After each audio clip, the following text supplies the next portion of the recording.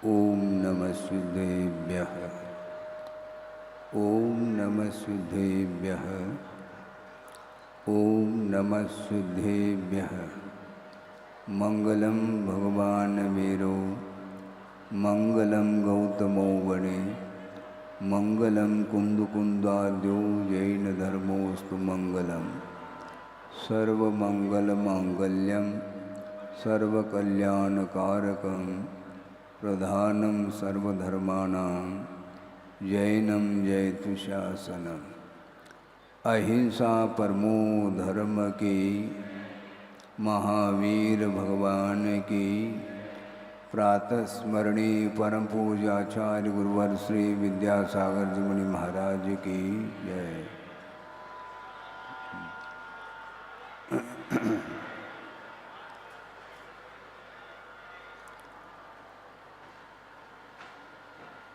आज का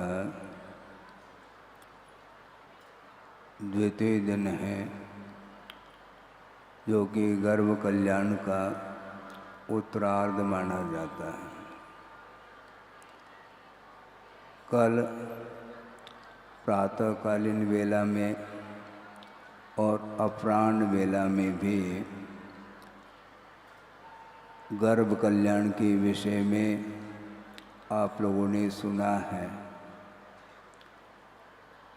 आप शांति बनाए रखें तो ज़्यादा अच्छा रहेगा कि वस्तुतः आत्मगत कुछ ऐसे परिणाम होते हैं जिन परिणामों के द्वारा ही आत्मा का पतन भी होता है और आत्मगत परिणामों के द्वारा ही आत्मा का उत्थान भी होता है। इसको हम आगम के आधार से ही समझने का प्रयास करेंगे। इतिहास की ओर दृष्टि रखते हैं तो वह सारा वर्तमान जो जीवन देखने में आ रहा है वह सारा स्पष्ट देखने में आ सकता है, क्योंकि कई बार यह विषय पढ़ने में आया है आगम ग्रंथों के आधार से कि कर्म दिखाई नहीं देता। कर्म आपको देखने में आ रहा है? नहीं आ रहा है। वह कर्म बहुत सूक्ष्म माना जाता है। वह केवल बुद्धि का विषय होता है और कार्य को देख करके अर्थात कर्म फल को देखते हुए कर्म का अनुमान किया जाता है। वह कर्म आगम का विषय भी बनता है और फल को देखते हुए वह अनुमान का भी विषय बनता है। और साधनात् साध्य विज्ञानम अनुमानम, इस प्रकार ये न्याय ग्रंथों में उक्ति मिलती है, सूत्र मिलता है कि साधनात् साध्य विज्ञानम, साधन के माध्यम से साध्य का परिज्ञान होता है जिसका नाम अनुमान ऐसा घोषित किया है। आपकी दृष्टि सुदूर पहुंच गई है और साधन देखने में आ रहा है। वो कौन सा साधन है जिसके माध्यम से साध्य का अनुमान किया जा रहा है? सुदूर आपकी दृष्टि गई है और वहाँ पर धूम्र देखने में आ रहा है। उस धूम्र के माध्यम से अग्नि का अनुमान होता है। हालांकि धूम्र के अभाव में भी निर्धूम अग्नि होती है, किंतु अग्नि के अभाव में धूम्र कभी भी देखने में नहीं आता है। इसलिए धूम्र यदि दृष्टिगत हो रहा है तो यह निश्चित हो जाता है वहाँ पर अग्नि विद्यमान है।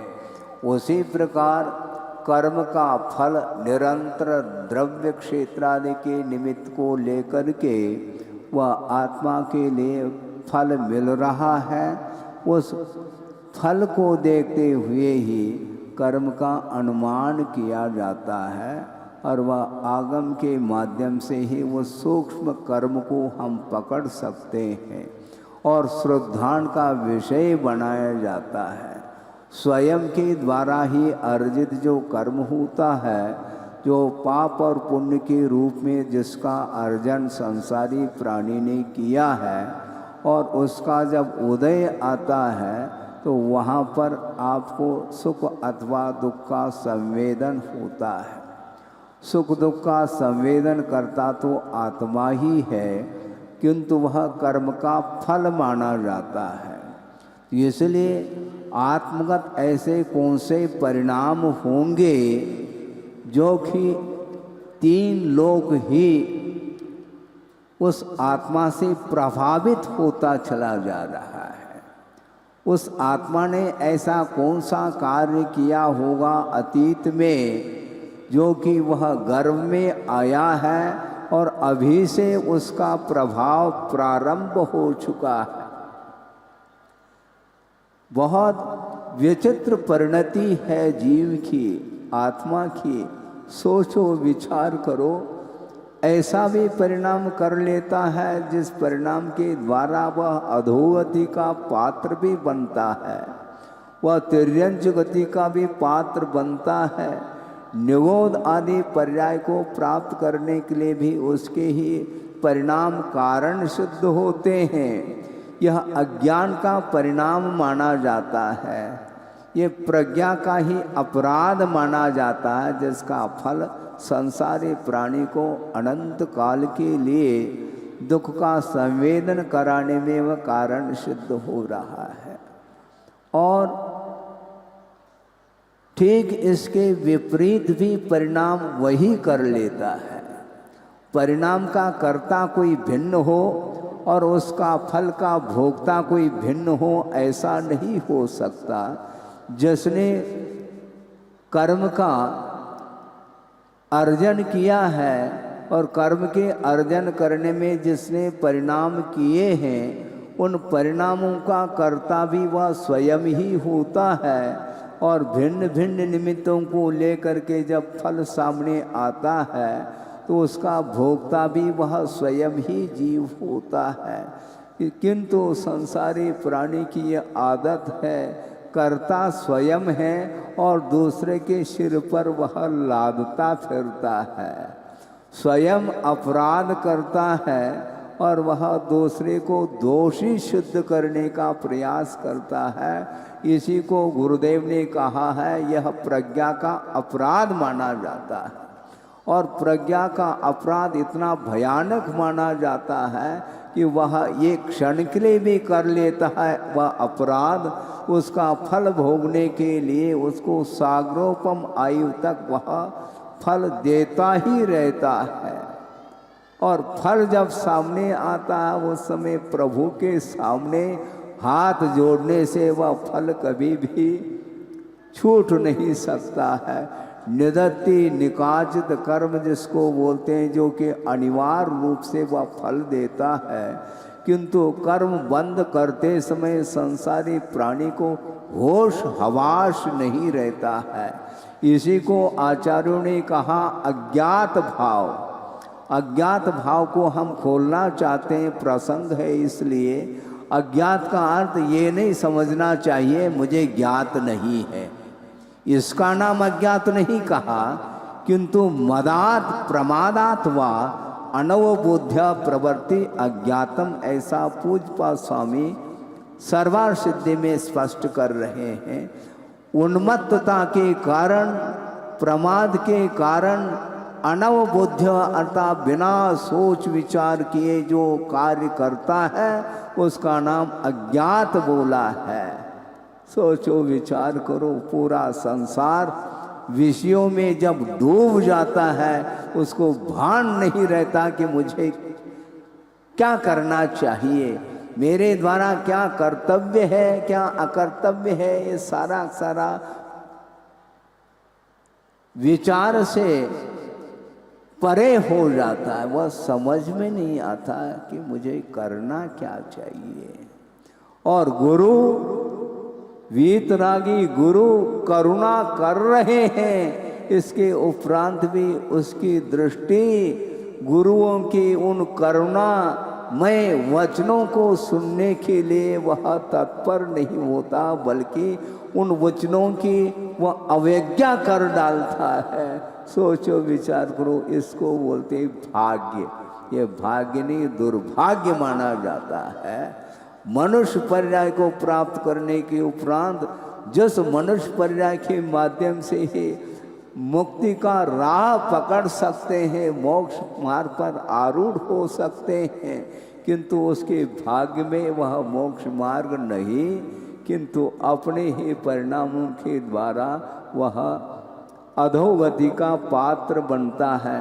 जैसे कहावत है, अपने ही हाथों से अपने पैरों पर कुल्हाड़ी मारता है। यह बुद्धिमत्ता है क्या? इसको ज्ञान बोलते हैं क्या? इसको सम्यक ज्ञान की संज्ञा हम दे सकते हैं क्या? नहीं दे सकते। इसी को प्रज्ञा का अपराध माना है।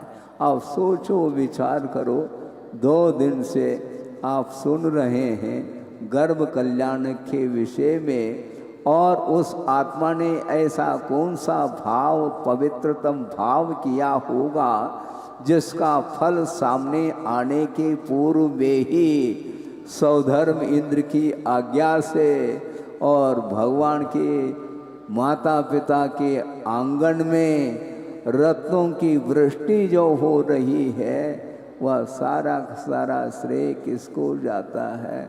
जिसने पवित्रतम परिणाम किए हैं। और ये बुद्धिपूर्वक परिणाम होते हैं बंधुओं, अबुद्धिपूर्वक ऐसे परिणाम संभव ही नहीं है। किंतु संसारी प्राणी की बुद्धि ठिकाने पर नहीं रहती है, इसलिए वह छोटे छोटे बातों को लेकर के अपने परिणामों को मलिन करता चला जाता है। सोचो विचार करो, उसको देख करके आचार्य सोचते हैं वस्तुतः वह करुणा का पात्र हो जाता है। उसका दुख दूर कैसा हो, इस प्रकार अपाय विचय धर्मज्ञान निरंतर श्रमण लोग करते रहते हैं। संसार की चिंता संसारी प्राणी को नहीं रहती, किंतु इसी जगत में रहते हैं श्रमण लोग, किंतु जगत रहते हैं, ने जागृत रहते हैं। हमेशा संसार का क्या स्वरूप है, जगत का क्या स्वरूप है, इसके बारे में वह निरंतर आगम के आधार से चिंतन करते रहते हैं। इसलिए संसार से भीति निरंतर बनी रहती है। किसको? श्रमणों के लिए। महाराज श्रमण भी डरते हैं क्या? डरपोक हैं क्या? श्रमण डरते नहीं, ध्यान रखो, किंतु श्रमण से और कोई बढ़ करके है, कोई डरता नहीं। वस्तुतः संसारी प्राणी कर्म बंध से नहीं डरता, कर्म के फल से डरता चला जाता है। किंतु आचार्य कहते हैं श्रमण को हमेशा पाप भीरू होना चाहिए। जिसको पाप से भीति नहीं है, वह कभी भी संसार से मुक्त नहीं हो सकता। जेल से मुक्त होना चाहो तो चोरी करना छोड़ो, सत्य बोलना सीखो, उसके बिना अहिंसा का पालन संभव नहीं है।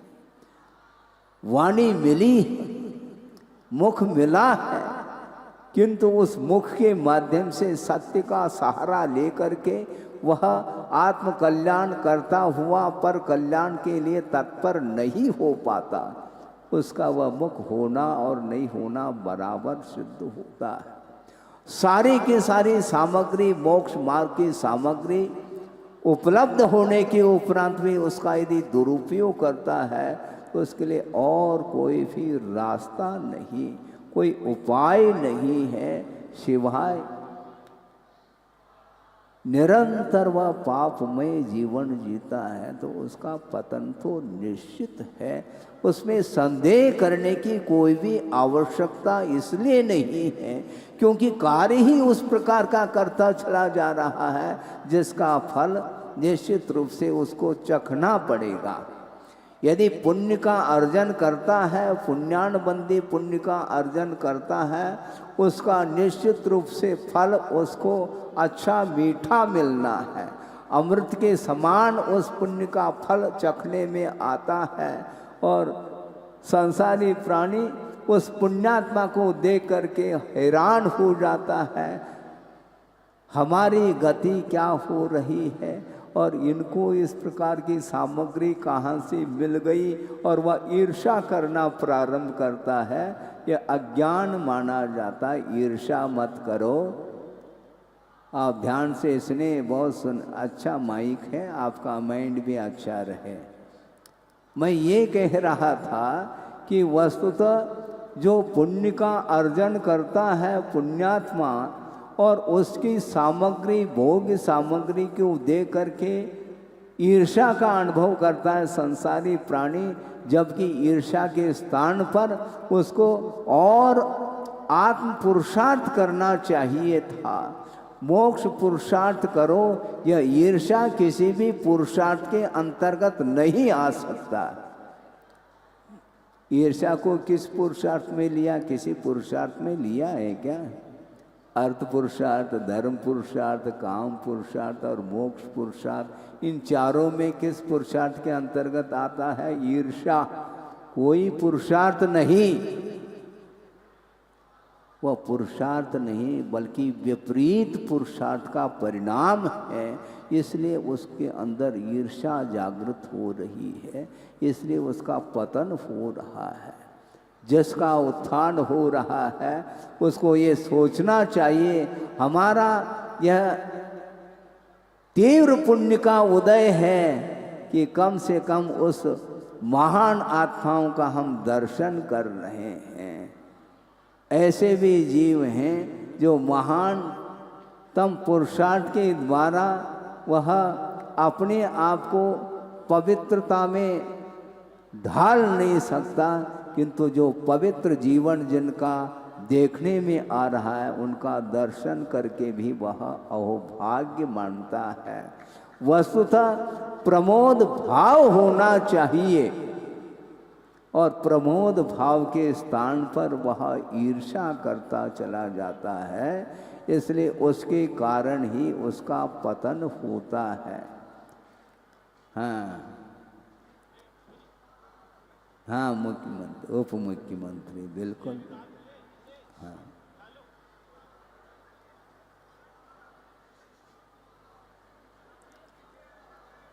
तो इसलिए मैं ये कहना चाह रहा हूँ कि वह कर्म बहुत सूक्ष्म विषय है, किंतु फल के माध्यम से वह सारा का सारा दृश्य देखने में आता है, तो निश्चित रूप से उसका कोई न कोई कारण अनिवार्य होना चाहिए। इस विषय को हम आगम के माध्यम से, शास्त्र के माध्यम से जान सकते हैं। आप जल्दी से अपने अपने स्थान पर बैठ जाएं। जो अभी जो बाहर से आए हैं मंत्री महोदय, उनको भी कुछ सुनने को मिल जाए, इसलिए आप शांति से बैठेंगे। मैं ये कह रहा था कि वस्तुतः वह कर्म देखने में नहीं आता, वह सूक्ष्म तत्व है, किंतु फल के माध्यम से उस कर्म का अनुमान किया जाता है। ठंडी ठंडी लहर चल रही है, मान लो गर्मी में भी, तो अनुमान लगाया जाता है कि आसपास कोई न कोई सरोवर होना चाहिए। सरोवर देखने में नहीं आ रहा है, किंतु ठंडी ठंडी जो शीतल शीतल जो हवा चल रही है उसके माध्यम से सरोवर का अनुमान किया जाता है। उसी प्रकार कर्म का जो फल है उसको देख करके ही कर्म का अनुमान किया जाता है।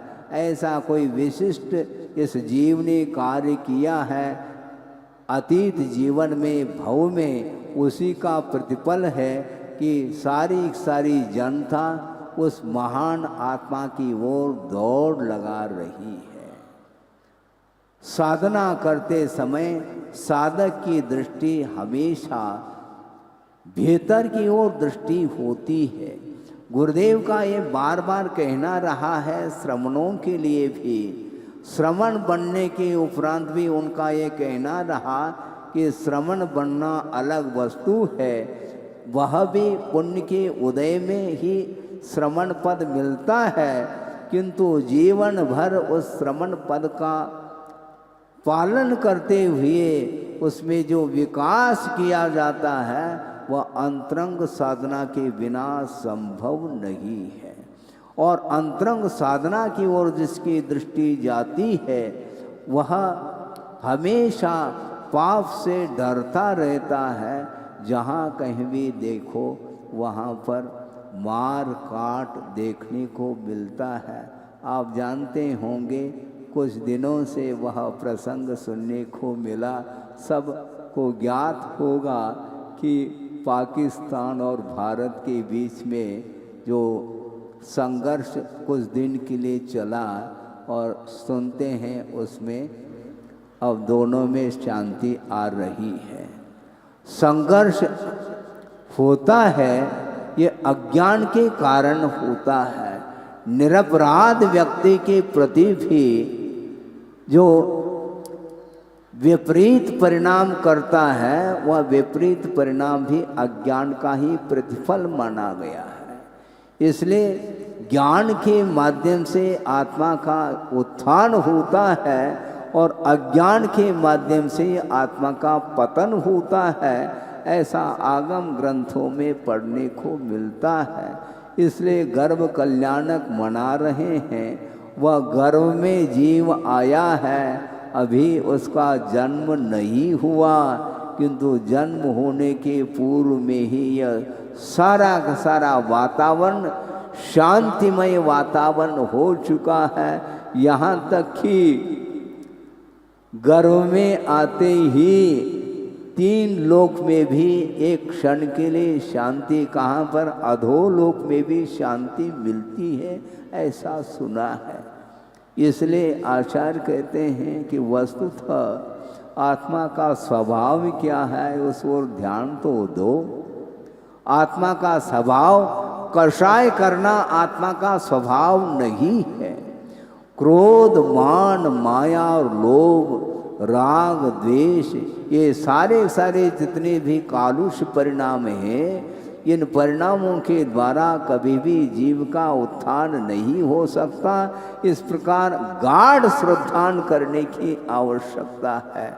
जब तक विश्वास नहीं करोगे तब तक कोई भी आपको समझाने के लिए तैयार नहीं हो सकता, क्योंकि विश्वास उसी को बोलते हैं, श्रद्धान बोलते हैं। और वह श्रद्धान क्यों किया जाता है और किसके ऊपर श्रद्धान किया जाता है? जब तक वह पदार्थ हमारे लिए परोक्ष है, दिखाई नहीं देता, किंतु उसके ऊपर विश्वास रखने की अनिवार्यता होती है। किसी को नरक देखने में आ रहा है? आ रहा है क्या? नहीं आ रहा महाराज, किंतु विश्वास है क्या? नहीं, विश्वास रखना पड़ेगा। महाराज किसी ने देखा तो है नहीं, आप नरक की बात करना चाहते हैं। किसी ने स्वर्ग को देखा नहीं, आप स्वर्ग की बात करना चाहते हैं। अरे भैया, देखने में आ जाए फिर विश्वास करने की कोई आवश्यकता नहीं पड़ती है, क्योंकि हाथ कंगन को आरसी की क्या आवश्यकता, युक्ति आप नहीं पढ़ते हैं क्या? हाथ में कंगन है और उसको देखने के लिए आईना ले आओ ऐसा बोल रहा है, ये ठीक नहीं माना जाता। उसी प्रकार हमारे लिए मोक्ष तत्व परोक्ष है और वहाँ तक हमें यात्रा करनी है, मंजिल तक पहुँचना है। उस मोक्ष तत्व के ऊपर जिसका श्रद्धान नहीं है तो वह मार्ग पर चल नहीं पाएगा। इसलिए आचार्य कहते हैं कि पाप ही हमारे लिए अभिशाप शुद्ध हुआ है और वह पवित्र जो परिणाम है वह हमारे लिए वरदान है। वह पवित्र परिणाम होने के लिए समीचीन ज्ञान की आवश्यकता है, और समीचीन ज्ञान जब तक नहीं होता तब तक वह प्रज्ञा वह विपरीत काम करता चला जाता है, जिसको प्रज्ञापराध यह संज्ञा दी है आचार्यों ने। सोचो विचार करो, प्रज्ञा भी हो और अपराध भी हो, दोनों कैसा हो सकता है महाराज? यही तो है विपरीत जो प्रज्ञा है, अज्ञान जिसको बोलते हैं, अज्ञान का कार्य हमेशा विपरीत ही हुआ करता है। और आचार्य ने बहुत अच्छी बात कही है कि ज्ञान को ही उन्होंने अज्ञान कहा है। महाराज ये क्या कहने जा रहे हैं, मैं बिल्कुल ठीक कर रहा हूँ, बहुत होश हवास के साथ बोल रहा हूँ, ये ध्यान रखो। ज्ञान को ही अज्ञान इसलिए कहा है क्योंकि ज्ञान होने के उपरांत भी ज्ञान का जो कार्य देखने में नहीं आता है, इसलिए उसको अज्ञानता की कोटि में रखा है। और उन्होंने उदाहरण दिया है कर्म सिद्धांत ग्रंथों में कि पुत्र को ही अपुत्र कहा जाता है। आप सुन रहे हैं, पुत्र को ही अपुत्र कहा इसलिए जाता है क्योंकि पुत्र के अंदर जो गुण होना चाहिए यदि वह नहीं है, वह पुत्र नहीं माना जाता।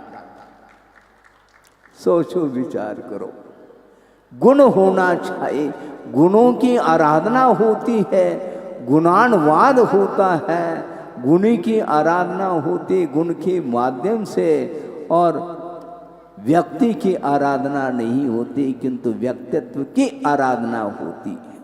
जिसके अंदर गुण नहीं है वह आराध्य नहीं हो सकता, और वह जीव गर्भ में आया है और कितने परिणाम उन्होंने अतीत में अच्छे किए होंगे, वो अपने आप में वह सामने आ रहा है। अतीत का वह विषय दिखाई नहीं देता किंतु उसका फल देखने में आ रहा है। 3 लोक ही प्रभावित होता चला जा रहा है। अभी गर्भ में है, अभी ओपन नहीं, अभी जन्म नहीं हुआ है, उसके पूर्व की दशा है ये। आप इस प्रकार पुरुषार्थ करना चाहो तो संभव है। महाराज पुरुषार्थ की बात मत करो, रेडीमेड का जमाना है, इसलिए बनी बनाई हम श्रम नहीं करना चाहते हैं, अपने आप हमें मिल जाए, इस प्रकार हमारे अंदर परिणाम रहते हैं। ये ध्यान रखो, मिल जाए कहोगे तो 1 टका भी नहीं मिल सकता, क्योंकि पुरुषार्थ करो, आपके अंदर बुद्धि है, ज्ञान है, उसका सदुपयोग करेंगे तो निश्चित रूप से आपका भी विकास उसी प्रकार का हो सकता है जिस प्रकार एक गर्भ में जीव आया है। और ये स्पष्ट है जितने भी जीव हैं उन सब में प्रभुत्व शक्ति विद्यमान है, किंतु वह शक्ति विद्यमान है, उसको उद्घाटित करने के लिए पुरुषार्थ करने की आवश्यकता है। इसलिए प्रभु की आराधना जो करता है वह कालांतर में निश्चित रूप से प्रभु बनने की क्षमता रखता है, इसलिए वह प्रभुत्व शक्ति भी वह उद्घाटित होती है। इसलिए हमें पाप और पुण्य के बारे में समझना है। पाप गर्त तक ले जाने वाला माना जाता है। वस्तुतः मैं प्रसंग नहीं होते हुए भी थोड़ा सा इसलिए प्रसंग बनाना चाहता हूँ क्योंकि आप लोग दूर दूर से आए हैं और आप लोगों के लिए भी वह विषय ज्ञात हो जाए कि पशु जीवन भी है और आप लोग कौन हैं? मानव है। और मानव है, मानव के लिए बहुत प्रबंध हो चुका है। आपके लिए कितना प्रबंध है जानते हैं आप? गर्मी के दिनों में एसी में रह सकते हैं, ये प्रबंध है मानव के लिए। पशु के लिए क्या प्रबंध है? मानव के लिए खाने पीने उठने बैठने ऐश आराम करने के लिए फुल फैसिलिटी है, किंतु पशु के लिए कुछ भी नहीं है बंधुओं। तो आप कह सकते हैं उसका कर्म का योग है, हम क्या करें? ऐसा नहीं, अपना कर्तव्य होता है।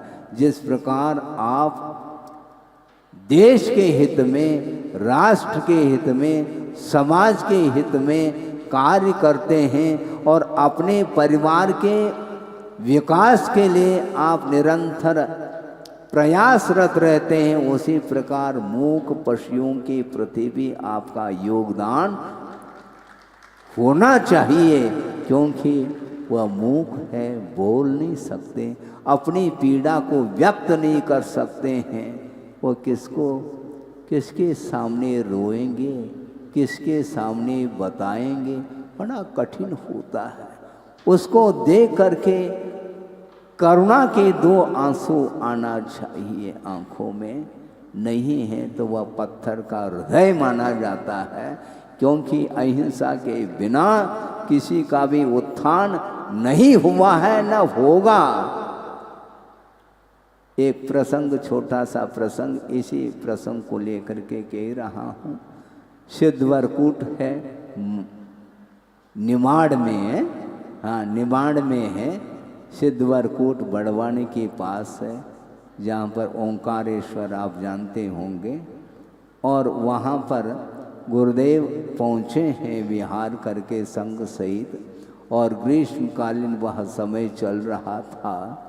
और एक दिन मुझे वह दृश्य देखने को आया। मध्याह्न में जंगल के निमित्त में वहाँ पहुँचा था, और एक गाय खड़ी है, और उसका शरीर देख करके हृदय कांपता है। हड्डी हड्डी पसली पसली दिखाई दे रही है, और चारों ओर देखते हैं तो कोई भी व्यक्ति दिखाई नहीं पड़ रहा है। और उन दिनों में हरियाली बिल्कुल देखने को नहीं मिल रही थी। सारे वृक्ष फूल पत्तों और फलों से रिक्त हो चुके थे, और छाया तक नहीं मिलती थी। और वहाँ पर वह गाय खड़ी है, और मुख में क्या है, एक कागज का टुकड़ा है, ये ध्यान रखो।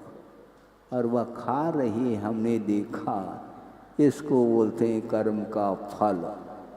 ये कर्म का फल मिल रहा है, कोई देने वाला नहीं, कोई उसके दुख दर्द को सुनने वाला नहीं है। ये कर्म का फल है, और ये पाप का फल है, किंतु उस पर्याय को भी सहयोग देने के लिए आपके पास बुद्धि है। इसलिए पशु पक्षियों के जीवन को, उसके दुख दर्द को देख करके आपको भी करुणा आनी चाहिए, और स्वयं के लिए जो सुख सामग्री है उसी में से उसके लिए भी सहयोग दे करके उसको भी सुखमय देखने का भाव आप लोगों के लिए भी आना चाहिए, जिसके माध्यम से ये परोपकार की संज्ञा दी जाती है।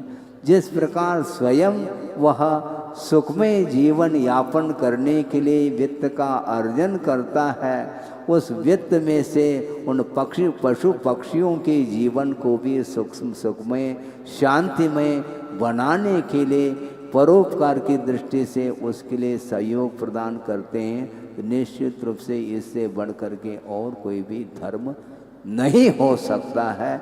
इसी को अहिंसा धर्म बोलते हैं। और अहिंसा धर्म का प्रचार प्रसार करने के लिए प्रभु का जन्म होने वाला है, वह गर्भ में आ चुके हैं, और गर्भ कल्याणक मनाने के लिए आप लोग उपस्थित हैं।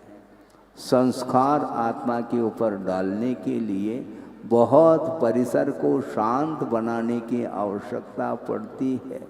आत्मा के ऊपर संस्कार जो आते हैं स्वयं के पुरुषार्थ के माध्यम से ही आते हैं। इसलिए उनके इतिहास को लेकर के आपके सामने अभी तक विषय रखा है, और ये सामने जो देखने को मिलेगा ये सारा अतीत का ही एकमात्र पुरुषार्थ रहा है, और उस पुरुषार्थ का फल आपको देखने को मिल रहा है।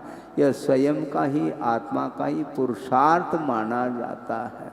विश्व कल्याण के भाव जब जागृत होते हैं उसके माध्यम से ही आत्मा के ऊपर ऐसे संस्कार आ जाते हैं, जिस संस्कार के माध्यम से सारा का सारा विश्व शांतिमय अनुभव करता है। आप सोच सकते हैं कि महाराज अभी तो आपने बात कही थी, जिसने पुण्य का अर्जन किया है उसी को फल मिलता है, दूसरे को मिलना नहीं चाहिए। ये एकांत नहीं, ये ध्यान रखो। क्योंकि तीर्थंकरों का जहाँ पर जन्म होता है उस क्षेत्र में जिसका भी जन्म हो रहा है उनका भी बहुत सासे पुण्य का उदय माना जाएगा। क्योंकि बिना प्रभु की आराधना किए हमारे लिए क्षेत्र भी मिलने वाला नहीं है। विदेह क्षेत्र में स्वर्ग से भी आते हैं और यहाँ से भी विदेह क्षेत्र पहुँचने वाले पहुँचते हैं। उस पवित्रतम क्षेत्र में उत्पन्न होने के लिए उन्होंने जो पुरुषार्थ किया होगा उसका फल उनको वर्तमान में मिल रहा है। इसलिए पुरुषार्थ को भूलना नहीं चाहिए। किंतु संसारी प्राणी सुख तो चाहता है, शांति को चाहता है, किंतु शांति और सुख के लिए जो कारण हैं उन कारणों की ओर वह ध्यान नहीं जाता उसका। इसलिए ऐसा हो रहा है। वर्तमान में जो कुछ भी आपको सुख की सामग्री मिल रही है उसका यदि राग भाव के साथ बिना किसी के परोपकार की भावना रखे यदि स्वयं ही अपने लिए उन भोग सामग्री का उपयोग करते हो तो उसके माध्यम से उत्थान नहीं होगा, ये कहा गया है। इसलिए अपने को बहुत शांति के साथ सोचने की आवश्यकता है। एक छोटा सा प्रसंग बना रहा हूँ मैं कि एक व्यक्ति है और जिसने अपने जीवन में पाप और पुण्य 50-50 जिसको बोलते हैं, पाप का भी अर्जन किया है और अनुपात से पुण्य का भी अर्जन किया है, और वह यमराज भी संकट में पड़ गया है। अब इसको कहाँ भेजा जाए?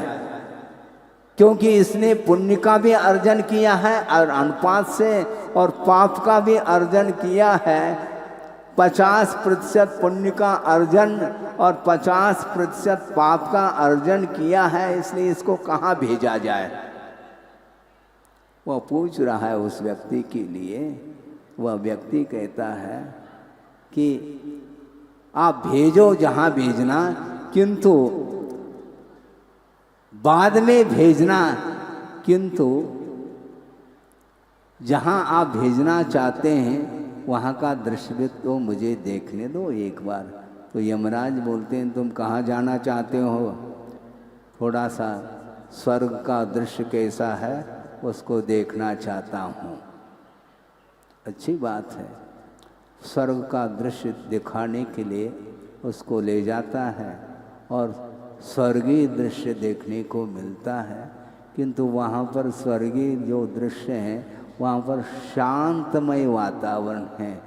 वहाँ पर कोई तत्व चिंतन में लीन है, कोई ध्यान में लीन है, और कोई भी वहाँ पर शोर शराबा नहीं है। और इस प्रकार वातावरण को देख करके उस व्यक्ति का मन कह रहा है ये कौन सा दृश्य है? एक दूसरे के पीछे ये कुछ भी देखना नहीं चाह रहे हैं और आंख मीच करके बैठे हैं। पागलपन तो है ही, मुझे स्वर्ग नहीं जाना है, ऐसा उसने यमराज को बोल दिया। फिर कहाँ जाना है? एक बार नारकी दृश्य को भी कम से कम देख लूँ, फिर बाद में डिसाइड कर लूँ वहाँ का क्या वातावरण है। तो उसको नारकी दृश्य दिखाने के लिए वह यमराज पहुँच गया। उसको ले करके गया है और नारकी दृश्य देखता है तो उसका मन ललचाता है। क्यों?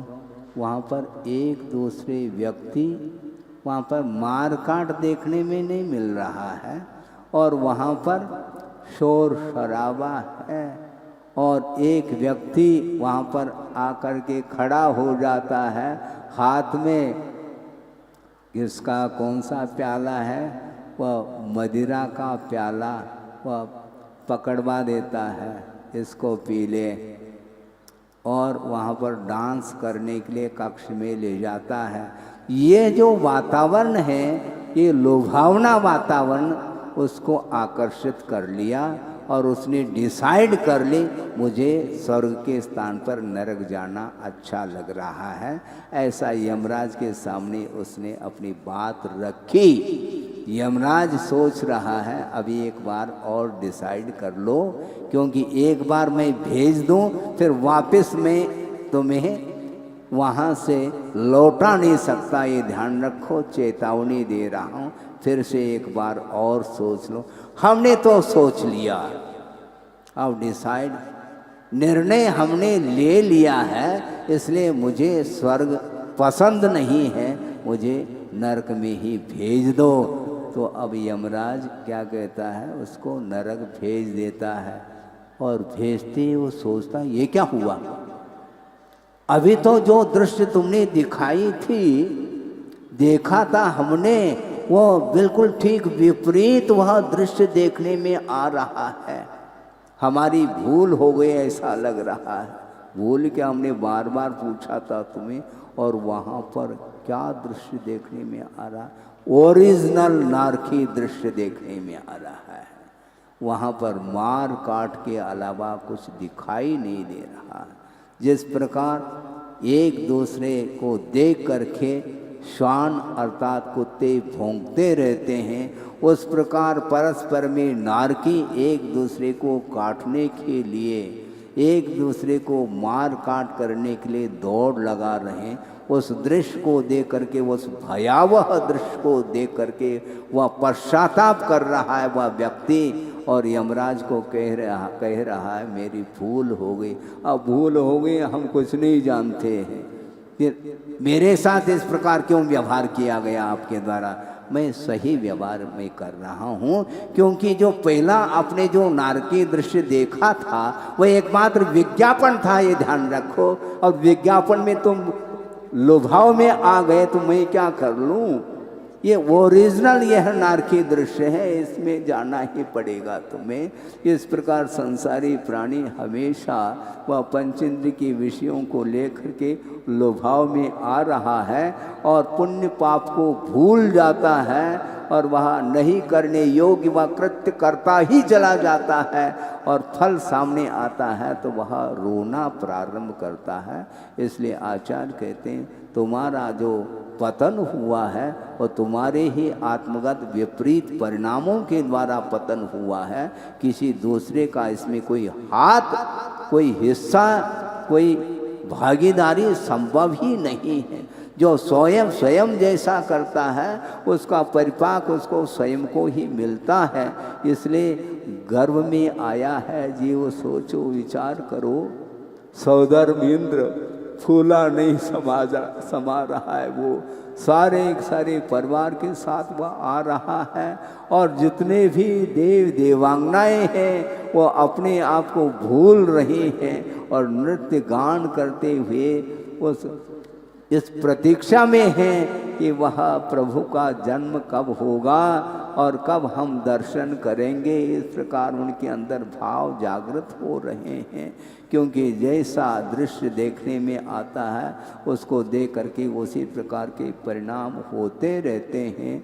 इसलिए अपने परिणामों को उज्जवल बनाने का एक स्वर्णिम अवसर है। इस मनुष्य पर्याय में मानव जीवन में आकर के जो अहिंसा की उपासना नहीं करता, दया की उपासना नहीं करता, एक दूसरे के ऊपर करुणा का भाव जागृत नहीं करता, एक दूसरे के ऊपर अनुकंपा का भाव नहीं लाता, तो उसका जीवन कभी भी उत्थान को प्राप्त नहीं हो सकता है।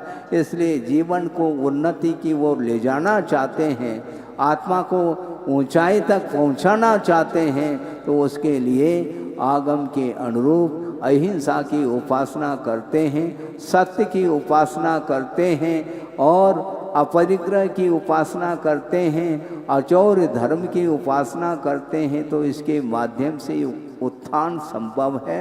आपका समय हो रहा है, इसलिए हम संक्षेप में आज यह गर्भ कल्याण का दिन है, इसलिए गर्भ में प्रभु आए हैं और उनका विकास पूर्णता विकास प्रारंभ हो चुका है। प्रारंभ क्या हुआ, बल्कि गर्भ में आने के पूर्व में ही, पूर्व जीवन में उन्होंने जो आत्मा की साधना की थी, रत्नत्रय की आराधना की थी, सत्य धर्म की, अहिंसा धर्म की अपनी साधना की थी, सच्चे देवगुरु शास्त्र के प्रति समर्पण के भाव के साथ उन्होंने जो साधना की, उसका प्रतिफल यह निकला कि विश्व कल्याण करने के लिए वे प्रभु गर्भ में आए हैं। और आगे कल वह जन्म कल्याणक आप मनाएंगे। कल का वातावरण भी अपने आप में अद्भुत रहेगा। वह इंद्राणी शची उस बालक को लेकर के वह पालना में उसको देख करके ऐसा लगेगा कि कौन सी निधि मिल गई है। हाँ, उनको जाना है। तो इतना ही मैं आपके सामने विषय रखा है कि पतित से पावन बनने के लिए कि गुरुओं ने जो देशना दी है, उस देशना को आत्मसात करते हुए अपने जीवन को उन्नत बनाना चाहिए। अहिंसा परमो धर्म की जय। बोधि समाधि परिणाम शुद्धि स्वात्मोपलब्धि शिव शोक शुद्धि चिंतामणिम चिंतित वस्तुदाने त्वामंद मानस्य ममास्तु देव। परम पूजाचार्य गुरुवर श्री विद्यासागर जी महाराज की जय।